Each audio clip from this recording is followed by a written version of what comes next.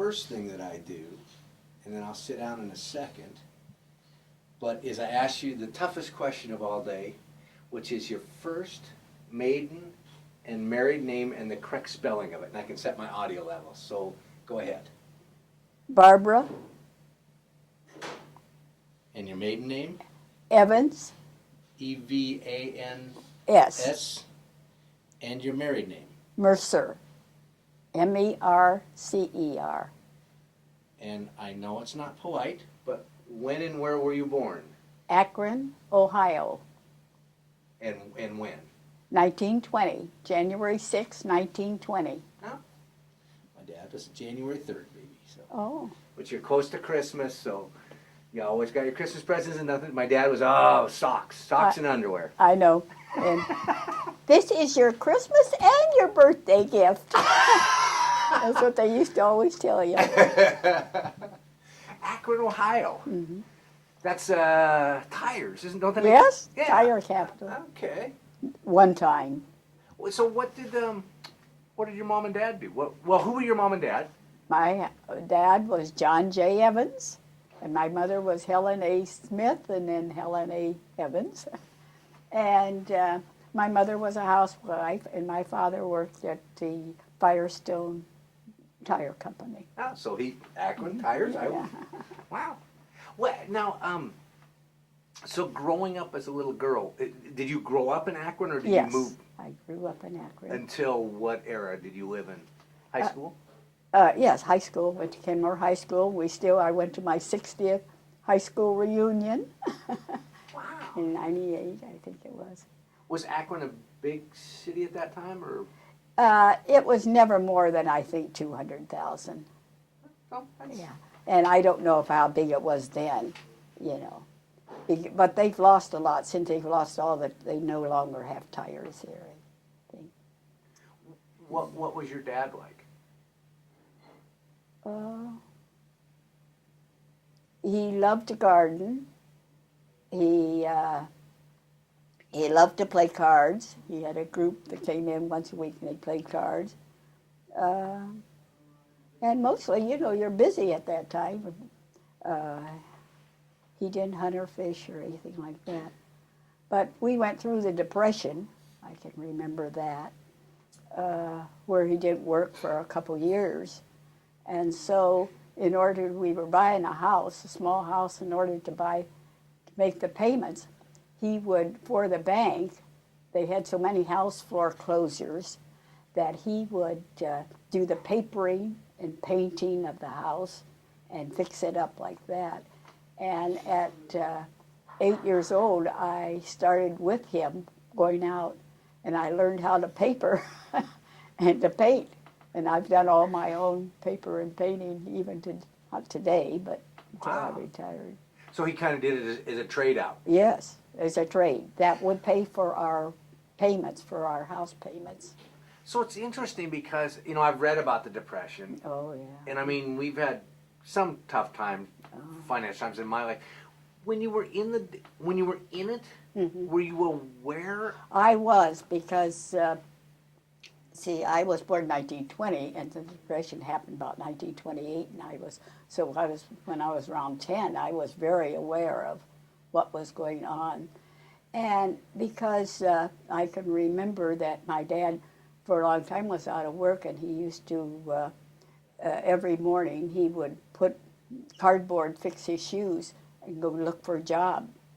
And that was a big deal. And I remember that for 2 weeks, we really didn't have any food to eat, except my father would go pick berries, and we ate berry cobbler and stuff like that for 2 weeks, because we did have flour and sugar. And then he got on WPA, and I remember that I would have to go to the store, and there was only one store, and it was quite a ways away, about a half mile. And I remember I didn't want anybody to know I was on welfare and WPA, and had to go get food stamps, because that's the only place that would take food stamps. And I remember that. It was very humiliating. And then one summer when I was about 12, Summit Beach was a big amusement park there, and they had for you, if you take bottle tops off of your milk carton, they'd send quart bottles, and if you take those tops off, you would be able to trade them for rides when you go to the amusement park. So a bunch of my girls' friends and we went there once, and they were having a contest for the reddest hair kids. And they said, enter it. So I entered it, and lo and behold, I got $5 for being the reddest head. I had bright red hair. And I took it home to my mother, and I said, oh, I can get a new pair of shoes, and I know just the kind I want. My mother said, I'm sorry. I can get all the boys a pair of tennis shoes and you for 79 cents. I'm going to have to take the money for that. So I remember I saw those shoes I wanted, and I couldn't get them because of. Wow. You're doing great. I'm just gonna adjust my light. It's interesting because when you said the milk tops, it was the little cardboard. Yes. Yeah, they had. So you didn't do. I interviewed a lady a couple weeks ago, and she went around the neighborhood, and she liked the cream, so she went to all the neighbors and popped them off and drank the cream. Oh yeah. I guess got in a little they trouble. had a little inside. They went in like that so that the cream would go to the top. Yeah. Remember, when you talk about things like WPA, you got to spell it out. The younger generation doesn't know it's Work Progress Administration. Because that's what I was going to ask. You said that your dad got working with the WPA. Yes. Do you remember what he did, or did he just go away and do? I imagine they were doing construction on the roads, and I think he worked on the roads, and I don't know what his job was. And you said mom was a traditional house mom. How many siblings? I had 4 brothers then, 5 brothers, I guess. And one, we had to, he was raised with my grandfather. We had to let him, they wanted him, and the brothers were so close, and my folks were having a hard time, so and my father was from West Virginia, and his father took the boy and raised him, my brother George. Where did you fit in the? I was the oldest. Oh. And so I did a lot of the caring for the others. You were the responsible child. Right. Huh. It's interesting because again, I've talked to different people. The perception, whether they knew how bad it was or didn't. Oh, some yes, kids yes. did, some didn't. Yeah. But you, working with your dad, were very aware. Yeah. Yes, I was aware of what was going on. Was everybody in the same boat? That was mostly, not quite, there were a few families in our area that had it, but most of them had minor jobs. They were having a rough time, but they were not on WPA. Most of them weren't, but they were still hard up. So that's why you talked about you were embarrassed going to the store because Yes. some of your friends weren't on. No, yes, none Yeah. of my close friends were, and it was very humiliating. See, again, history books often paint the picture that everybody was in the food line and that nobody was, able to survive. Where there were some in different levels that. Oh yeah. Yeah. Huh. Now it's your mom. Now you and we'll go back and forth a little bit. From what I can understand, you're fairly outspoken. Mm-hmm. Was your mom outspoken, or where did you gain that? My father was a more outspoken person. My mother was, though. She was very chatty. Wasn't she, Lyle? Huh. Because it's always interesting where personalities develop. Mm-hmm. When you were a little girl, did you have, who were some of your role models? Did you have role models you looked up to? Movie stars. Movie stars, at that time. Who you liked. Because again, it was so different. Going to a movie was a big yeah, treat. yeah, Where you? Yes. Huh. Mm-hmm. And some of your teachers, your teachers you liked a lot. thought that'd be nice. But Do you remember what you wanted to be when you grew up? oh yes, I wanted to be a nurse from the time I was little because I took care of so much of the boys. I had all brothers. I had cared for them, bathed them, and so I wanted to be a nurse. So it wasn't, with you, it wasn't, oh, that's what women do. Women become nurses or teachers or whatever the... Yeah. Well, I think maybe when I got older, I wished I could go to college, but I knew we never had the money. I knew that was something where I might be able to go to in training where it wasn't expensive. And so you had to think of things like that. At that time, were scholarships available for college or unheard of? There were no such things. Did the girls that you grew up with, did a lot of them have vision as going on to college, or was it a less common thing for women? I think it was less common. I don't think any of my friends went. Only one friend went to college. Most of them got married as soon as they finished high school. Wow. Almost all of them. And one of my friends from grade school, we went to high school together, and we went into nurses training together. And when we graduated, we went, we roomed together. And when we graduated, we both went to the service. So where and when did you go to nursing school? Right out of high school? Yes. Well, 1 year I worked to get the money because I didn't have any money. My father had the children. And so I remember that when I graduated, the first thing I did was look in the paper, the ads, the want ads. And their only jobs then that advertised were things like nannies. They didn't call them nannies then. They said housemaids, maids. And I applied for the first job, and it was working, doing all the housework, the washing, ironing, cooking, and taking care of 2 kids, and you got $5 a week, and you worked 6 days a week. And she told me she had 60 applications, and she said, "I'm hiring you." And I said, "Why would you hire me?" "Because you have children, you have brothers, you've taken care of them, you'll know how to work." And I did, and I worked there for a year and saved every penny so I could go into training. Did you room with them, or you just went over to... Oh no, they had a room for me, and I had a room, and I lived right there. Got up at 6, fixed breakfast, and started working. And that was you, like 17, 18 years old at that time? I was 18. Wow. So give me a perspective. And you said $5 a week? A week, $5 a week. What's a perspective for today? I can remember that I had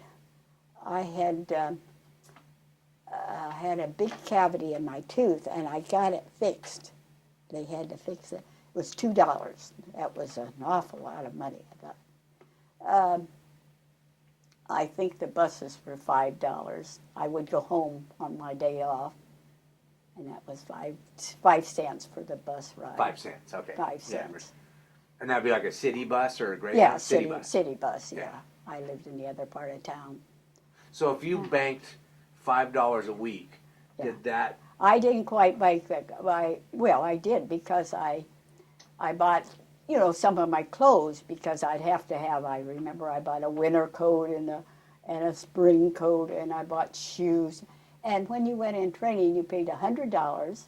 You had to pay $50 for 3 uniforms. You had to buy your own shoes. They had to be Red Cross shoes.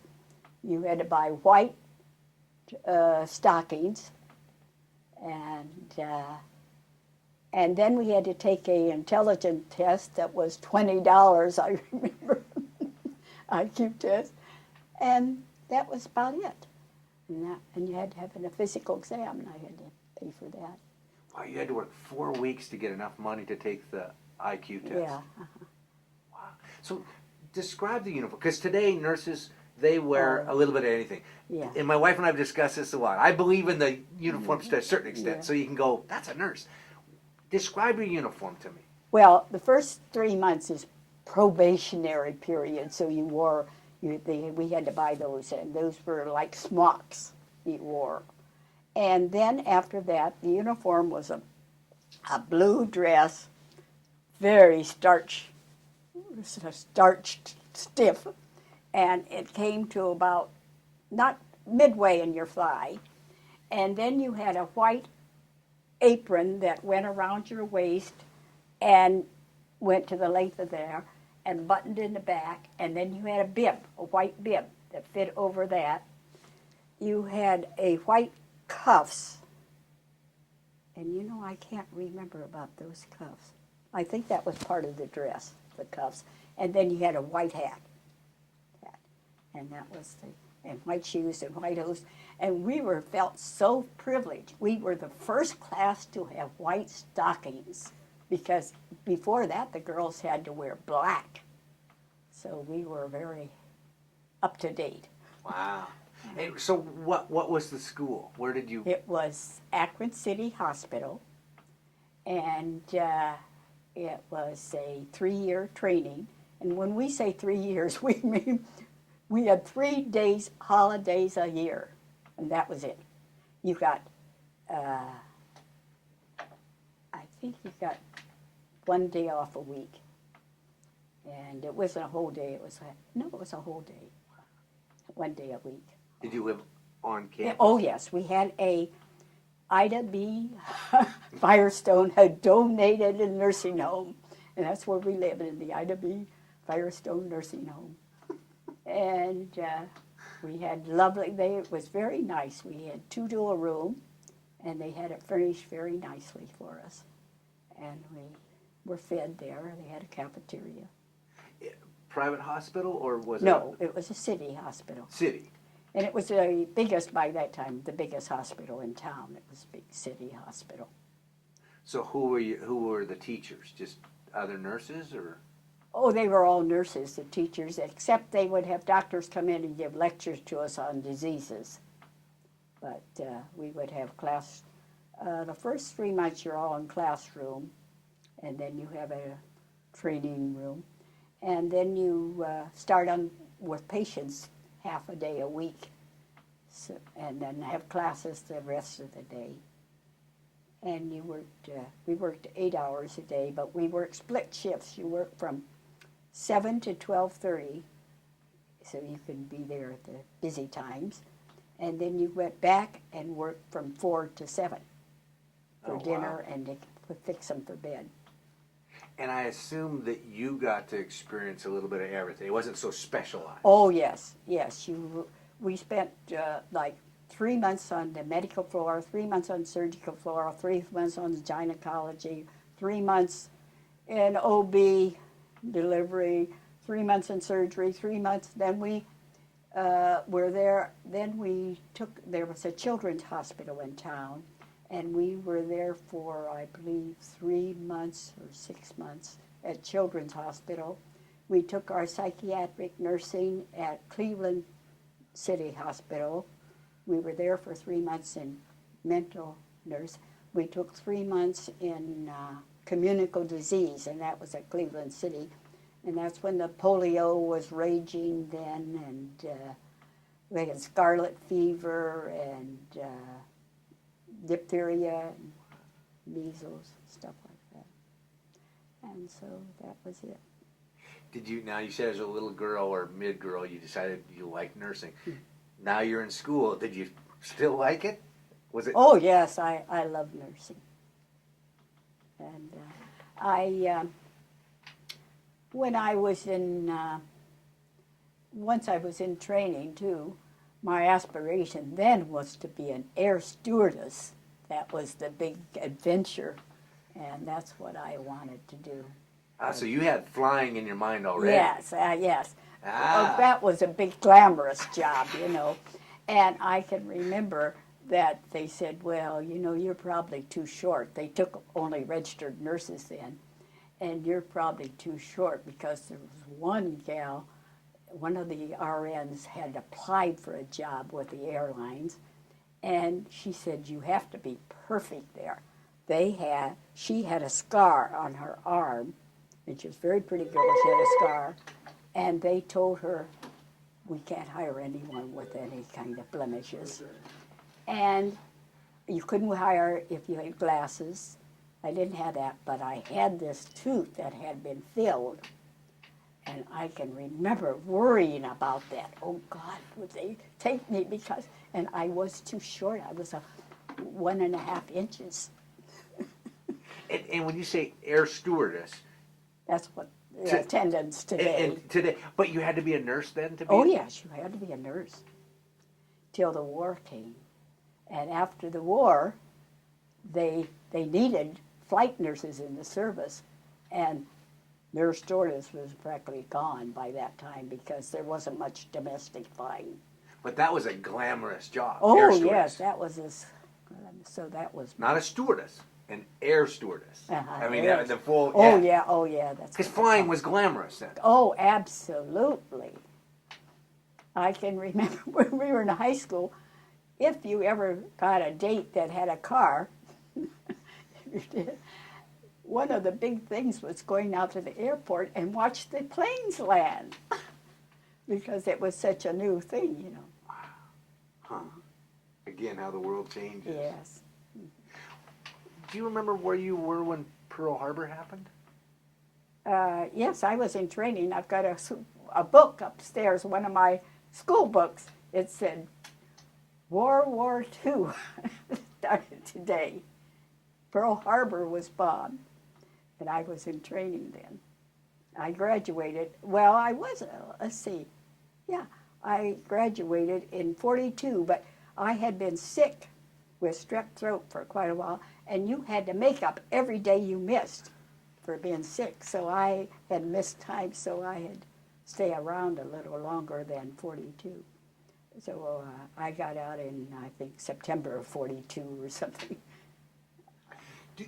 It's interesting because I've talked to people that lived in different geographical areas. They all sound alike? No, different really, because being here on the coast, much more, for some, much more afraid or aware of Pearl Harbor. Being back in the Akron area. No, we heard about that, but I did, you know, it wasn't a big, we knew there was going to be a war and that, but we didn't have any of it. And of course, by that time I had a couple of my brothers were now, had gone to the Navy and one in the Army. So they had gone in before Pearl Harbor? Yeah, because one brother went in at 17 and he went into the Navy, and he went in before Pearl Harbor, and the other did too, I guess. But neither of them, I can't remember, maybe he didn't, the older, I can't remember for sure. Because I know for some, coming out of the Depression, it was like, well, here's a job that pays. Yeah. And, yes, they both, two of them went to it, and one went to the Army. So how did you decide to then...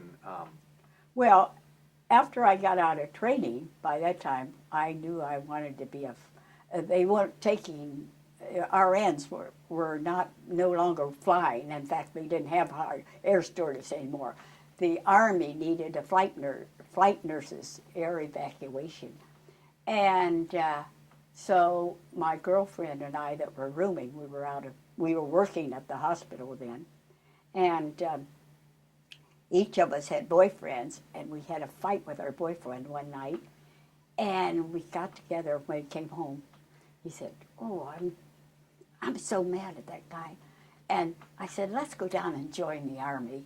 And she said, let's. So the next day, we went down and joined the Army.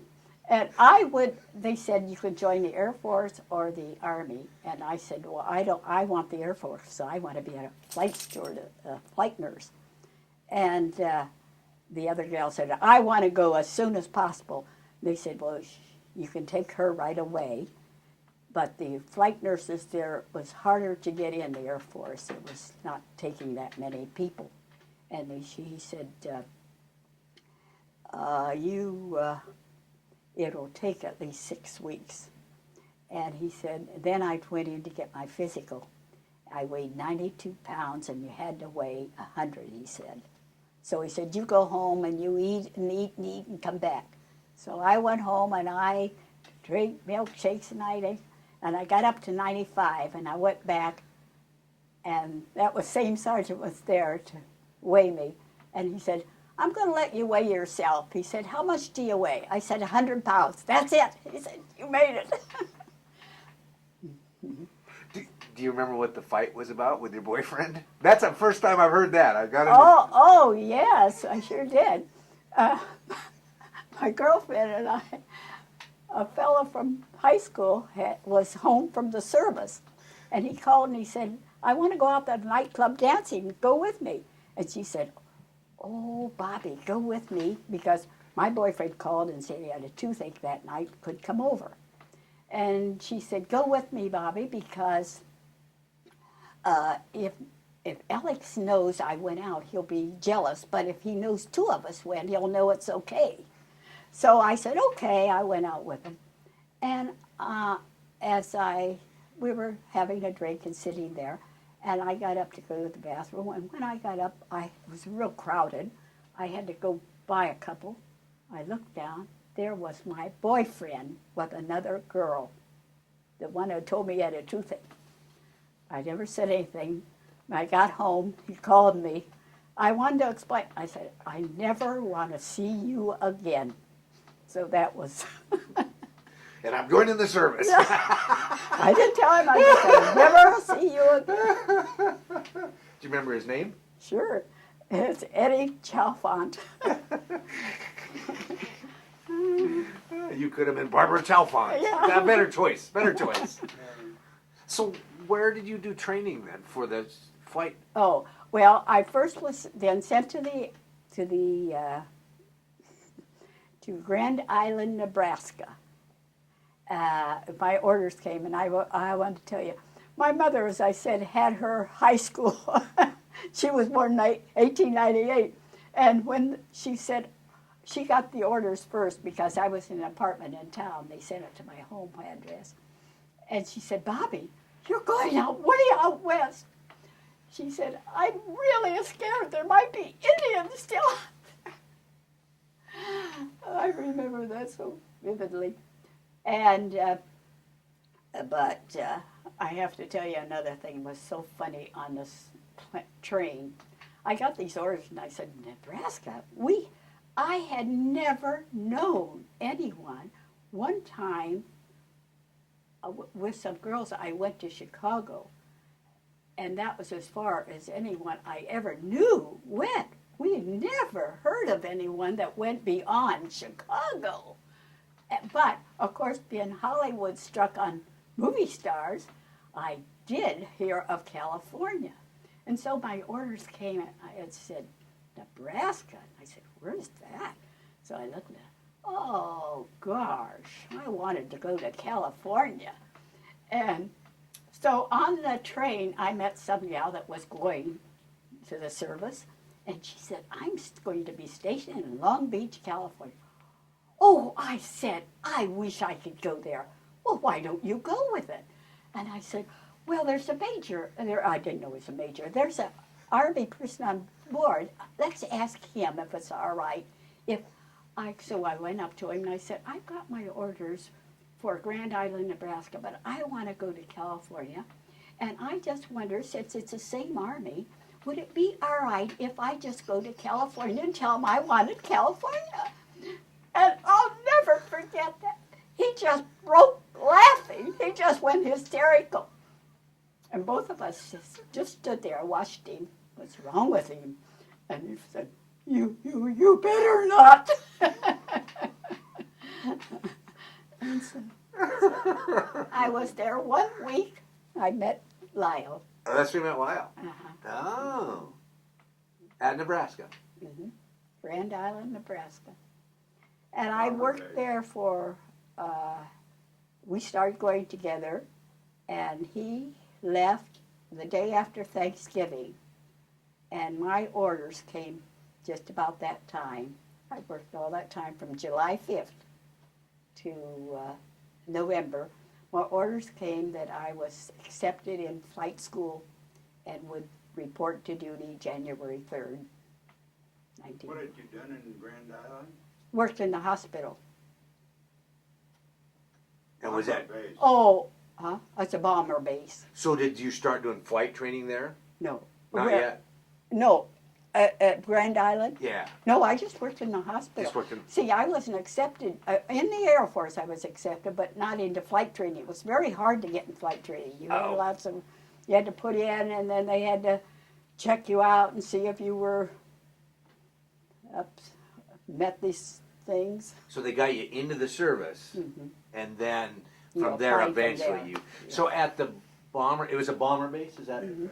B-17 bomber B-17. training base. Oh, training base. Yes. Now, you see, I had never been on a plane before, but I met Lyle, and one day he called me and he said, "Would you like to go to Topeka, Kansas on a plane?" That was my first trip, and I said, "I'd love it." He said, "Well, come down there, the base in 5 minutes," and so they picked me up. And we ran down and we got on this plane. One of the fellows was flying to Topeka to pick up a airplane part. And so Lyle and I just got in the nose of the plane of the B-17. And you could see everything. It was just wonderful.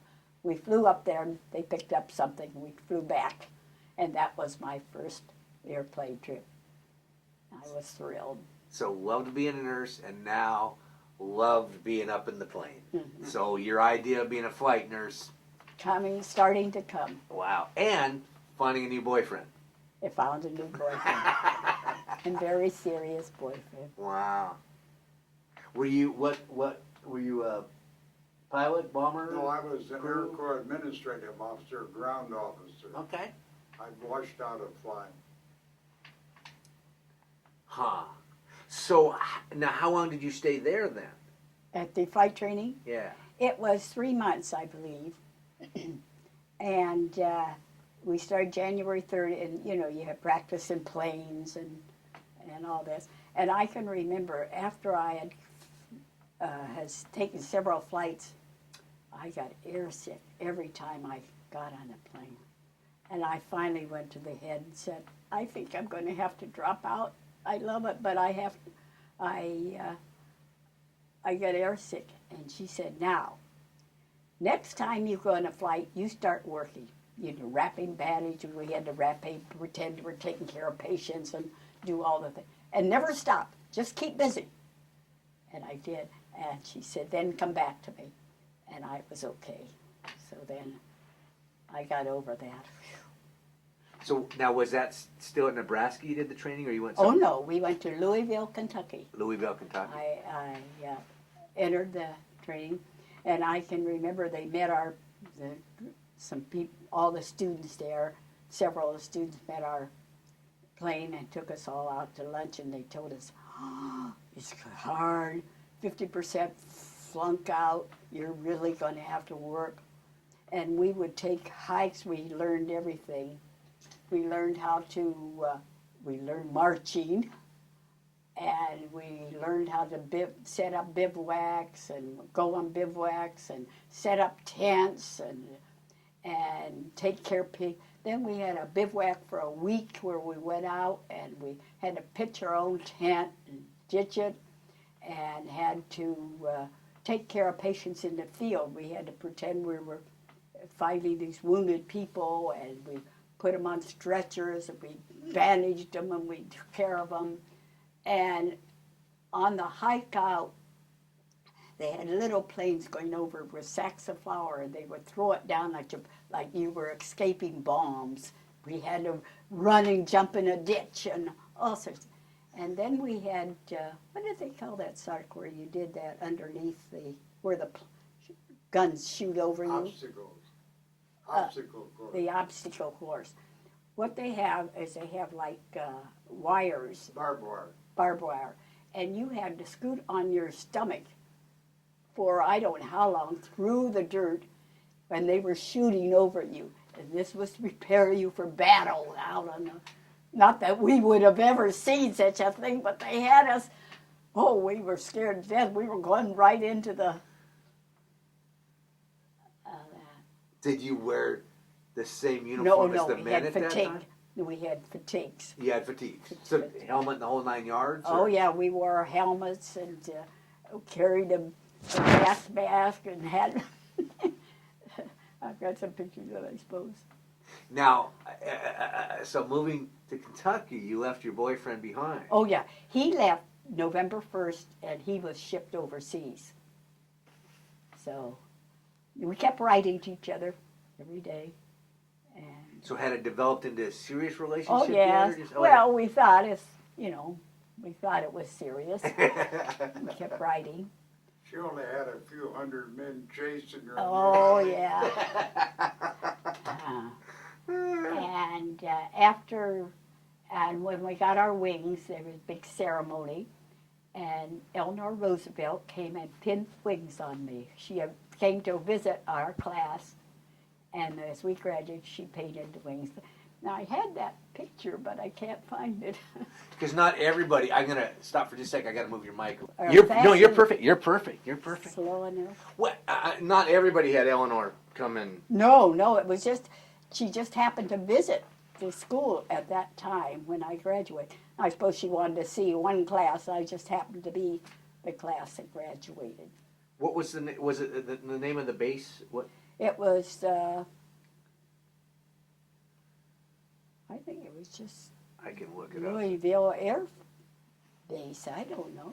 I guess it's the air base at Louisville, Kentucky. And we really, that's all I remember. And then then from there, we were sent to, we were sent on a train to Presque Isle, Maine, waiting to go overseas. But none of us knew where we were going, our class. And it's a class of 844. And we didn't know where we were going. And we stayed 3 weeks in Presque Isle, Maine. And then we were on a plane, taking a C-47, and started over the ocean. After we were out 1 hour, they gave us our orders. We each got a packet of orders. And we knew we were going to the European theater. That's all we did know. And my orders came to go to the Azore Islands. There were 6 of us. And our job was to set up a little hospital there. Wow. And the other girls went to, everybody else went to Stevensville, which is in Newfoundland, a air base there. And our job was to fly the wounded home, And when we got to the Azores, 6 of us to set up, we set it up Quonset huts. And we lived in a tent and I remember, had to go out at night in a hole. And they had the air base was quite new then. And they didn't even have it paved. It was all metal, I don't know what they call it. Kind of like that grate work? Yeah, great work. Yeah. It was graded work. They had all metal there. And I could remember the big dining room was a big tent right off the airfield, and half the food you get when an airplane would come in would be all filled with dust. And of course, then, the food was horrible. We had powdered eggs and powdered potatoes and dried milk and there. And but we set up a little hospital there. And then in June, I suppose it was the first offensive in June 6th, huh? Yeah. Omaha landings. Yeah, the D-Day. And we started getting patients then to fly. and we flew to Newfoundland and back with a patient. We'd take a load of patients and then deadhead back, as we said. So would they bring them to you, and then you Yes, would? a group from Presque Isle, Maine, or Presque Isle, from Prestwick, Scotland, would come to the Azores with a flight. They had some coming, I believe, from Casablanca. Casablanca would come to the Azores. It was central place. Planes couldn't fly that far, you know, in one trip then. And then we would fly to Newfoundland, and that took any play from 7 to 10 hours. Wow. And then another group would take the gals that were sent from our friends from Newfoundland. They would take them on to New York. And So it was a 3-step process. Yes, yeah. Wow. So at your base there, what did you have for medical staff? 6 nurses? oh no, they had doctors. They had doctors, yeah.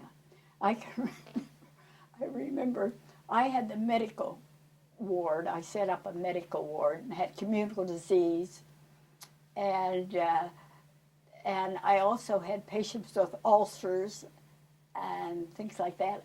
And I had to make because they couldn't eat army food, I had to make their diet. So I had to go into the kitchen of the big tent and make custards and those things and oatmeal and stuff that were soft for the ulcer patients that they used to feed like that. And imagine what I was when I was about 22 years old. I had to do all those things. And then we would have accidents, you know, planes crashing, and we would have real terrible things. I can remember we would have terrible accidents where we would have to care for the patients, but not many of those, but some. And then every once in a while we would get to fly. They would be all filled up. The nurses were all be busy when we got into the flight nurses when we got into Newfoundland. And then we'd have a 12-hour layover, and then we'd fly the patients ourselves on to New York. And about once every 6 weeks, you get to go to New York. And they had a lovely base there because you had free tickets to go to the plays in town if you were there long enough. And they had a lot of, and I can remember that USO had a lot of gals coming, you know, movie stars and people coming, entertainers, and we would meet them at the base there. And one of the gals I remember was the gal that played in, oh dear, I thought I'd never forget that. Some musical, anyway. She was a very well-known gal and a movie star. And I can remember she said, well, how do I? They put them in the USO, they put them with caduceus, you know, your nurse's pin to identify you and all those things, or what medical field, they're called caduceus. And she'd say, how do you fix this? So I showed her how, and then we went down to the officers' club together, and of course no one paid any attention to me. Everybody ran around with her. And she said she was going to Paris on her trip then. They were having some big musical, I forget, that was being taken there. And then it was, as I said, we got to go into town and go to these wonderful plays I saw. I can't remember most of them anymore. Was New York just going full tilt? I mean, oh, yes. It was very hard to get a room there, but the service people, usually they found a place for you. And I can remember once I was stuck there for 5 days because I don't know why there, but you had to be on call 24 hours, so you couldn't go very far, and I was so lonesome. I thought, oh my God, I had no one to talk to. I just stayed in my hotel, and it was, of course, Hotel New Yorker or something like that. We got gorgeous rooms and stuff. And just would go down, and I'd try to make a conversation with the waiters, but they were so uppity. They didn't want to talk with a lonely flight nurse. And one day I was sitting down there, and a young girl was sitting across from me, and or a couple tables over, and we smiled at each other. And finally she said, "Would you like to sit with me?" And I said, "Yes." So we sat together, and she was just young. She was apparently quite wealthy. She was here for the some beauty school where she was going to college, and first she spent 6 weeks there on a diet and getting her hair all fixed and everything. Anyway, she was very interesting. And we had dessert together, and she said, "Do you want to come up to my room?" And I said, "Yes." So we went up, and we just talked and talked. So she said, "Do you suppose you can get off tomorrow? You can go to this class with me." And I said, "Oh, yes, I'd love to." But that night they called me. We're going. That was the only time I talked to anyone in 5 days. I said, "Oh, so lonesome in New York." When you were in New York, were you aware that the war was going on, or did it become so far away that it disappeared? Well, I guess I wasn't aware of that. It was just something, a new experience. You know, you're looking for new experiences at that age. That's what a lot of people say. It was an adventure. Yeah, it was a real adventure for me. What type of planes did you fly then? We started first with the 2-engine C-47s, and then C-46, and then we got into the C-54s, which were the big 4-engine ones. And And what were your duties during? Because you said it was like 7 hours. Oh, yeah. Well, you had a tier of 4 patients on tiers, cots, and they were in layers, four in the layer. And your job was to just, you may have to change some dressings, or you had to, mainly it was to talk and listen to their stories. They were so happy to come home no matter what shape they were in. And to see a girl again, you know, they were so thrilled with you. There was one flight nurse and one technician on each flight. And we would also feed them box lunches and drinks and water or tea. And we would mainly just talk to them and hear their stories, what's happened to you and stuff. But one experience I had is that it was about my 3rd flight out. And, you know, before every trip, you have someone, you have to have, like they do give you directions in the plane today, we had, you have to make out a form to what patients you're going to save in case you're shot down. And so you had that form you would make out. And who would you put in those save?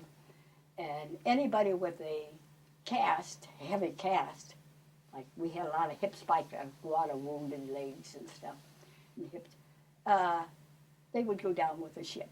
We never planned to save them because it'd be too hard for the life rafts. We had the most important people would be saved first.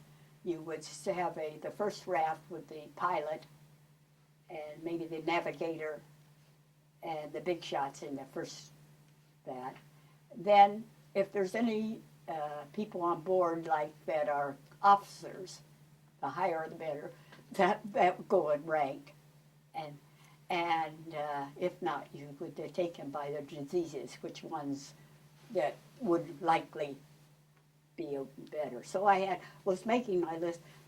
First I got a call from the pilot, called me, and he said, "1 engine has gone out, and we're going to try to feather it." That means calm it so it doesn't flutter. And he said, this was on a C-54, I believe. And he said, go back and make your list out and be prepared to go down to ditch. And so I went back, and I can remember, I thought, it's hot in here. I took off my hat, took off my jacket, undid my tie, and made out my list. And then I thought, gee, it is terribly hot in here. I said to them, aren't you fellas hot? No, no, we're not hot. Everybody went out. And I got another call from the pilot. I had everything set up to go down. And I got a call from the pilot, and he said, it's okay. We're going to be okay. We're going to make it. And I thought, oh, thank heavens. So I thought some of the fellows, we had, what we used for air sickness medicine then was we had a liquid Dramamine. And I got up to give a couple of patients some Dramamine. And they said, nurse, you better take it yourself. And that was the last I knew. When I woke up, I had fainted, and all the fellows that were some ambulatory were standing around, and everybody was like, oh, I was so embarrassed. Oh, but that was the only time I ever did that. I mean, I'm going to move your mic here. It's interesting because, so if I heard you right, there's one nurse on the plane? Uh-huh. So you don't have a backup? No, there's just one nurse and one. So you got a pilot, co-pilot? A pilot, co-pilot, a navigator, and an engineer. That's it? Uh-huh. You had a tech. Oh, that's right. And the tech, you said, yeah. Yeah. And the tech's with you, right? Yeah. So a nurse and a tech. A nurse and a tech. Tech's female, male? Oh, males Male. at that time. They were sergeants. She technical says with sergeants. a smile. Oh, male. I tell you. There were no, there were hard, you know, there were whacks, but I never met any whack. So it sounds like you had a variety of conditions of patients. Oh, yes, the wounded. And of course, you know, these were pretty badly wounded people, usually. Toward the end, once in a while you would have someone ambulatory that was mentally ill or had emotional problems or some condition where they really didn't have to be on a stretcher. What was did you have like a common condition, or was it just everything was always different? Yeah, it was just wounds. We always had a couple hip spikas, a lot of broken stuff. So were these Real bad mostly ones. people that had been on the beach? Oh yes, people that had been. Yeah, so they'd either been shot or trapped shot, or probably shot mostly because badly wounded. Because if they weren't too badly wounded, they kept them there, you know, did them in there. What did they talk about? Do you remember? Their experiences.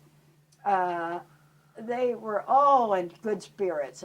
Even though very wounded, they were so happy to go home. And I can remember there was one young boy. He was 19 years old, and he was blind. And I said, "What happened to you?" And he said, the boys dared me to drink Buzzbond juice. And I did, and it was, I don't know what it was made out of, kerosene or something. Anyway, he became blind from that. Wow. And they would tell you how they were wounded and what was in the battle and what everything. But they liked to talk and tell about their experience, and that was mainly our job, just to listen to them, get them to talk about themselves. Was it braggery or was it? No. They just wanted to tell you what happened to them, how I got my wounds, how it was for me. And but I'm so happy to go home. I'm so happy, and I've got a girlfriend, and tell me about that. So most of these would have been getting out of the service, and they would. Oh yeah, they were probably going to be wounded for the rest of many years. And you said you faced some with what today we'd probably call post-traumatic or some mental. Yeah, or probably some kind of mental diseases, but not as many as probably have today. They didn't have that many that we saw. So it wasn't like the movie that every guy was saying, "I'm going back because I left my buddy John back there." Yeah. No, I never found anyone wanted to go back. In fact, one of our old friends, he was telling us about when he was wounded. He was on Anzio, and he said, "Oh, it's just horrible. People were dying all around you and shot, you know. And he said, and I was in this foxhole, and the sergeant said, over the top. And he said, I went up, and when I put my arm up, I was shot in the arm. And he said, I said, thank God I've been shot. Going home. Yeah, I'm going home then. Yeah, I can only imagine. I mean, I just can only imagine having talked to so many people what they faced, and you know, was it when you were in? Was it a patriotic aspect for you, or was it just that you like nursing and flying and? I think it was a big adventure for most of us. You know, we were having a great time. I mean, it was interesting. You know, we had never had such an interesting life like this. Or so many dates. And when you were back at the base, you know, we were swamped with dates because there weren't many gals. Because if I remember right, if I did my math right, you said that there were 6 of you that Only landed. 6 of us that went there. Later on, about 3 months later, because it got real busy, we had, later on, we got more nurses. Some more came. And so we had our regular 25 people there. Were those pretty much the only women? Were the nurses? Oh, yes. Yeah. They had 3 Red Cross girls finally came, too, when the big group came. And we had, by that time, we had a nurses' home that they had built for us. And we would have a great time because we had there was a Navy base too, and not too far from us, and they would invite us over there to their parties, and we would go in town and have a date. We'd go to town to have dinner, and they had bullfights in the street, and have entertainment in town, and then we kept busy. There was a lot, and they had a beach. The weather was very much like Seattle in the Azores, and we would go down to the beach. I've got some pictures of the beach, and we would go out. We didn't swim because they had barracuda, but we went out in the water and waded for a little bit. And ships were in. We'd go down and tour the ships. So we had a really active life when we were on the base. And, you know, I had boyfriends galore, you know. So the gals were... And, you were mad when you got busy and they brought more nurses that cut down your ratio. ratio. No, you know, I can remember saying, oh, gosh, I think I'd like to stay in and wash my hair tonight. I don't want to go out. And they had movies all over, too. And someone would beg, oh, please go, please go, please. So you'd feel like you had to go. Most of your activity was on the base? Or when we were there, yeah. Or no, we would go to town. And what was town like there? It was the Tessera. I know that was the island's name, Tessera. I can't remember.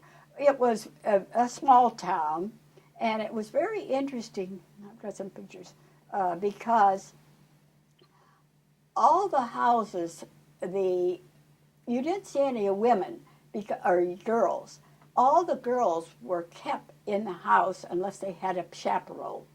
It was Portuguese. It was the Portuguese owned this island, and they had it very much like the Spanish. They were very protective of their women, and they had the bull runs, fights in the streets, and all the girls would invite us, the women, to come up on the balcony with them and watch everything. And then we met a few that way.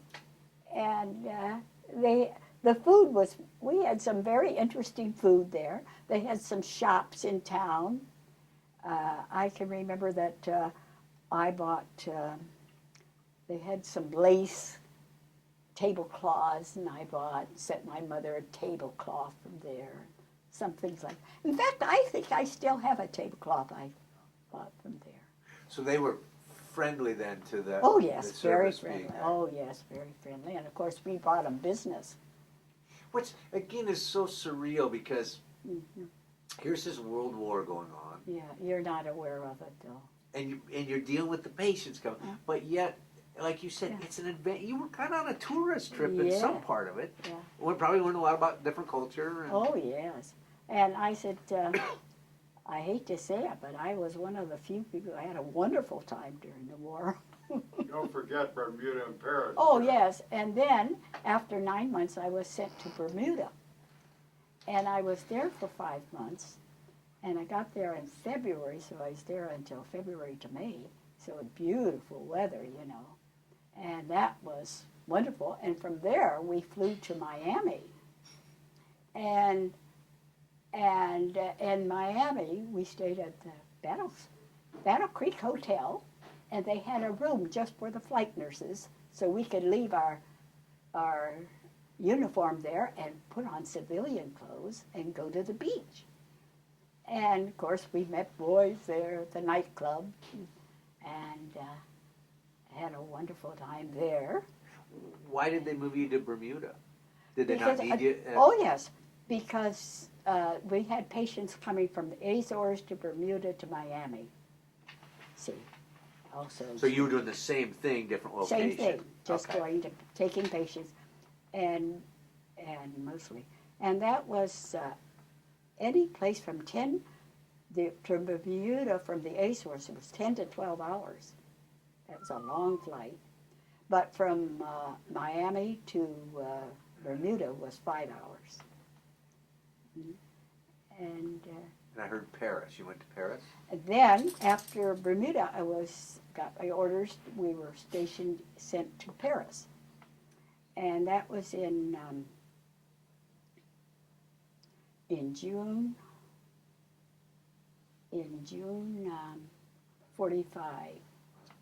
After I think, you know, it's so hard to find. So what did they have you doing in Paris then? We were flying. See, we still flew patients again from Paris to the Azores to Newfoundland to New York. So now they're bringing them from the different battles going Yeah. on, putting them into Paris, and then from Paris out to... Yeah. And Did so- it change over time what you were seeing of wounded and mental? I and- think we started getting more ambulatory because I think they were sending more people home by that time. They weren't keeping as many. And so we got more ambulatory patients. Huh. And I was going to say, one time in New York, I have a picture where it was in the National Geographic. We landed. They took our pictures as we were Really? unloading patients in New York. And that was just great. And while I was in, when I was in the Azores, I got one of the letters. Lyle and I wrote to each other every day, but of course you don't get them every day. You get three weeks for a bunch of letters. Anyway, in one of his letters, he said he had hepatitis and was hospitalized. And I said, oh, if I get over there, I'm going to try and get to see you. If I can get there, will you Leva noticed he was by that time, he was in Naples. And I said, Leva ward for me. He's going to take training in Rome, I guess. And he said, a paratrooper training. He was in the Air Force, but he changed over because he said it got so dull where he was stationed in Italy. And so he said, I said, leave a word at the Red Cross. And so I went to get orders, and I asked if I can go, and they said, oh, finally. They said, took a long time, but 3 weeks. But I hadn't heard from him, so I said, well, they said, do you still want that? And I said, yes, I want it.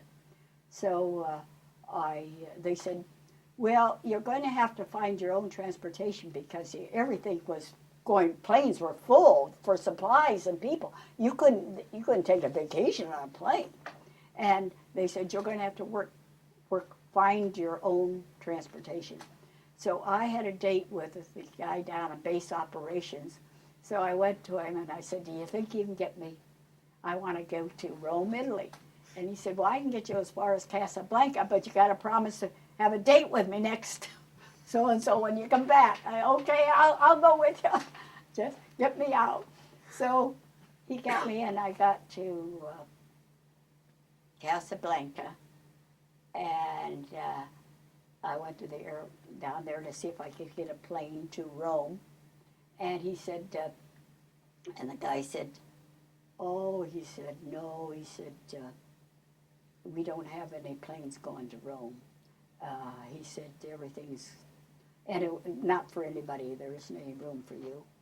So I said, okay. So finally I said, he said, come and see the major in the morning. So I stayed all night at a hotel there, and I can remember I went up there, the linen on the bed was so dirty. I came down and I said, couldn't I have a clean sheet? He said, well, they were just Polish soldiers in there. I said, yeah, but could I have a sheet? So he said, okay. So he gave me a sheet. The next morning I got up early and I went down to the base and I saw the major. And I noticed he had a picture of a woman with 2 little kids on his desk. And he said, what do you want? And I said, I want to visit my boyfriend. I haven't seen him for a year, and he's very sick.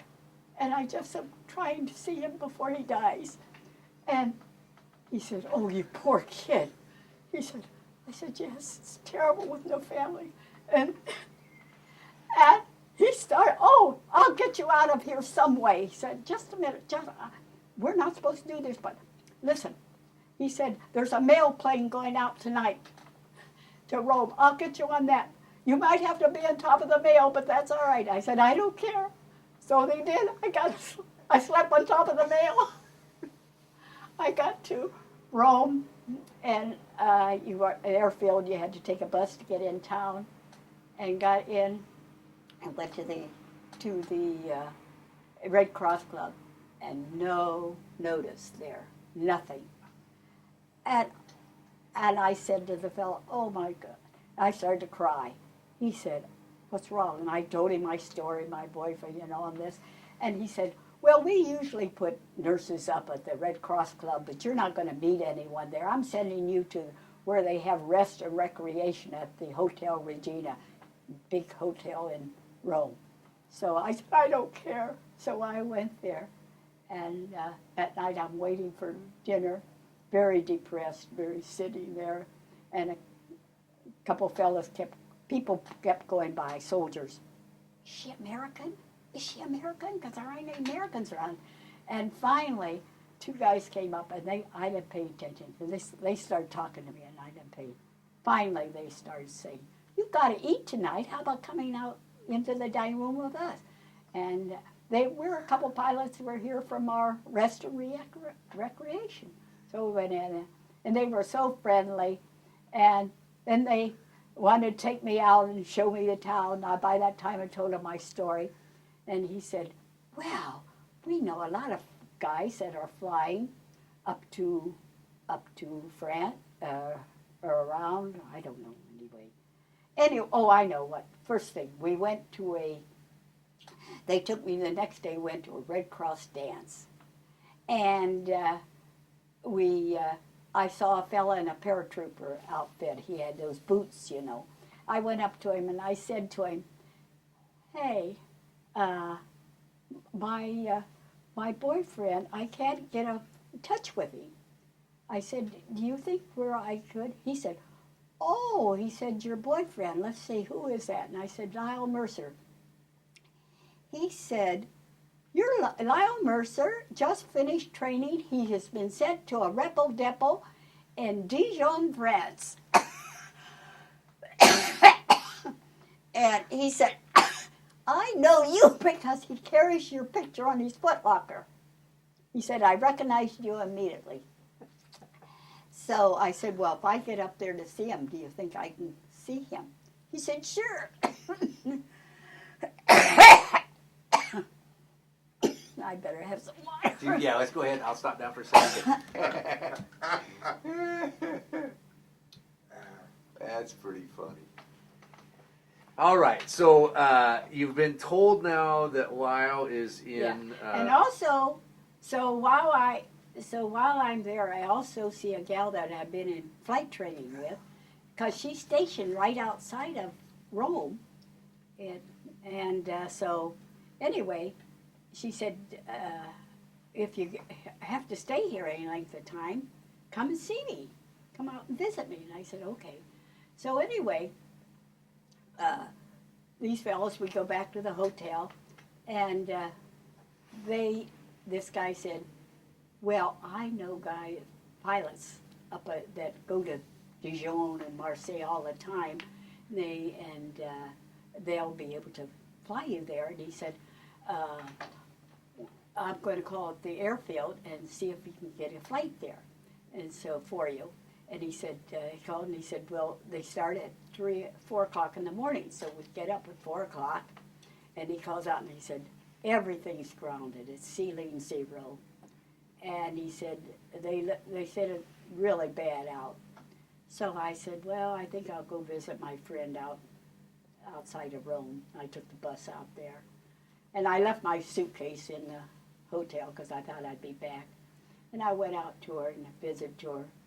And we were visiting. And I said, I'm hoping to get a flight to Dijon, France, because my boyfriend apparently said, there. And she said, oh, she said, let's go to the party tonight, and we'll probably find someone to give you a ride. But meanwhile, let's go to lunch. So we're just on our way to lunch, and one of the gals, we had lunch, and we came back, and one of the girls got a telephone call. She said, oh, there's my boyfriend. He's been flying down from Marseille or someplace. And she said, just a minute. And I heard her say, oh, you going to Dijon? Could you take a friend of mine? She said, she's looking for a ride up to Dijon, France. And he said, well, if she can be down here in the airfield in 5 minutes, I'll take her. I didn't have a chance for anything. I said, ordered a Jeep, take me down there. There were 2 guys in there. They came down to pick up a part. We're flying back, and they jumped on the plane.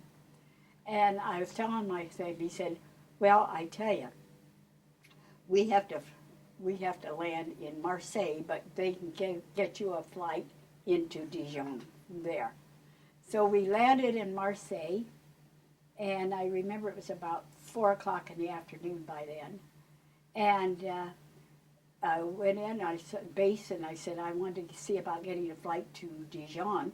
And the fella said, well, I don't know if I could do that. So then I gave him my story. And he said, oh, don't worry, I'll get you out. And then he said, there are a lot of repo depots here around Marseille. He said, why don't I just in chance call out and see if your boyfriend happens to be in one? So he called one and he said, no. He called the officers one, and they said, no one there. Well, he said, we'll get you out at Dijon. He said, in the morning, there's a flight at 7 o'clock. But he said, Marseille's a rough town. I can't let you go out there. But he said, I have a friend that lives on the way to Marseille. I'm going to take you to their house to stay tonight, and I'll pick you up in the morning. So we're starting out. By that time, it's dark. It's 7 o'clock at night or something, and it's cold. And we stop, and we're driving by, and we see GIs standing around a fire. They're having a fire. And he said, you know, in the Army, everything is fouled up. Let's just take a chance. So he drove in there, and he said, is this the officer's repo depot? Yeah. He said, where's the headquarters? So we went up to a big tent, and he said, this gal's looking for her boyfriend, whose name's Lyle Mercer. Do you happen to have him here? And the guy had this old-fashioned phone with a field phone. And he said, "Just a minute.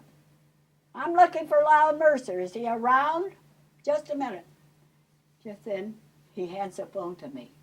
And I said, "Lyle." He said, "No, this is Pete. I'm Lyle's roommate. Are you Bobby?" "Oh," he said, "I can't believe it." So he said, "Just a minute." He put on, and the first thing he said to me, "Hi, baby, what the hell are you doing here?" Talk about luck. He said, "Can you get to Marseille? If you can get in town, I'll meet you at the Red Cross Club." So that's how we met. And I didn't have orders at all for this, but I showed them my orders that I was to go to Rome, and they gave me a room there. And he was supposed to leave the next day, he said. And we said goodnight that night. He got back to the base. They changed their mind. You know, that's the Army. You never know where. And he was back. I stayed there 10 days, I think it was. Wasn't it, Si? We had a wonderful time. We went all over. His mother was from Marseille. And he had an aunt still there. And we tried to find her. We found out later her backyard faced where he was stationed. But we never got found there. But we had a wonderful time, and then I went back to I had no clothes. You know, I had this same outfit on. I bought a scarf, and I'd take my scarf off, wash my shirt at night and my underpants, and just kept changing. That's all I wore. And then but to get out, I couldn't get a flight any place but to Paris then. I was still stationed in the Azores. And I got a flight out to Paris, and I stayed all night there, and then I got back to my station and got a flight back to the Azores. I got to move your mic here one more time. Booked, and I'm back to Seattle again tomorrow. Whoa. Actually, I'm going to switch tapes right